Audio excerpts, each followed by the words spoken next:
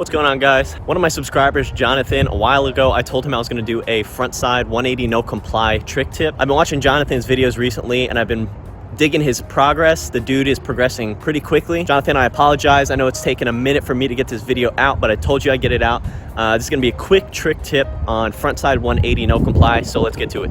Before you start this trick for a front 180 no comply, you want to have decent front 180s. I mean, you don't necessarily need them, but you do want to get used to riding switch. So whatever your switch stance is, which for me is right foot forward because I am regular, right? So left foot forward is regular, right foot forward is goofy. Being able to front 180 is going to be a huge benefit for you in the long run. Again, you don't need it.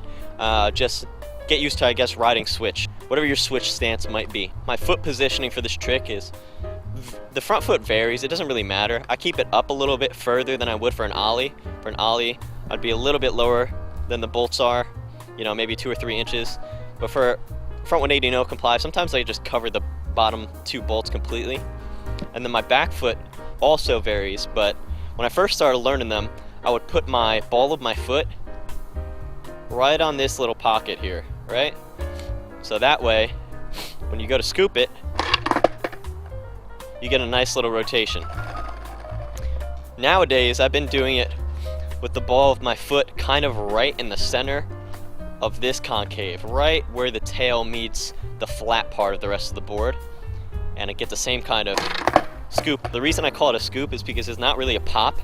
When you do a front 180, it's kind of a mixture of the two, at least the way I do a front 180. So I kind of pop and scoop. For this, it feels more so like a scoop. You can pop it, but if you're just wanting to learn these, a scoop is gonna suffice. So in order to do this, if you want to try this standing still, I have my front foot hanging off quite a bit, right?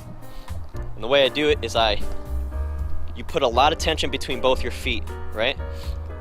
So it feels like the board, if I take my front foot off right now, is gonna slam up, right? Like that, right? So you want that tension. You want to have a lot of pressure on your back foot, and you want that front foot counteracting that pressure, okay? So that you're building up a load of tension. So then when you let go of it, the board comes up, right? So you want to bend your knees, you get that pressure down on your back foot, you get ready to step off with your front foot, and as you do so, you're gonna want to start twisting your shoulders, right? And I pop when my shoulders are about 45, beginning to face, so that when I do, you see I kind of get that motion. Now these are loads easier to do while you're moving. You don't have to really go fast for this trick. You can go, this speed is fine. So you want to put all the steps together, which is bend your knees, get your foot positioning right?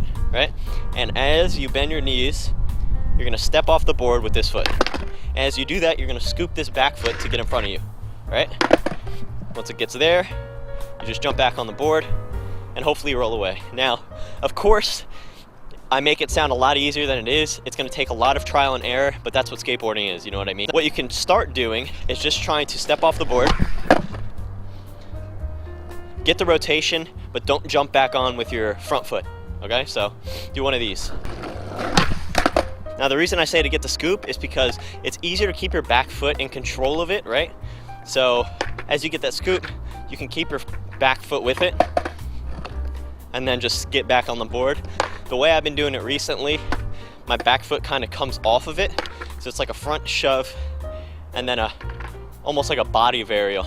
Sometimes if you put too much downward force on it, you'll get like a varial heel flip type pressure flip. In order to counteract that, just mess around with your back foot positioning. Instead of putting it maybe here, put a little bit closer to the middle. That way it'll keep your board flat.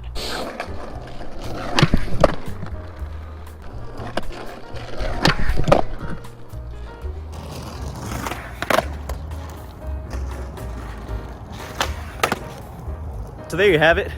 That is my quick trick tip on frontside 180 no complies. That last one I tried to do as bona fide as I typically do them.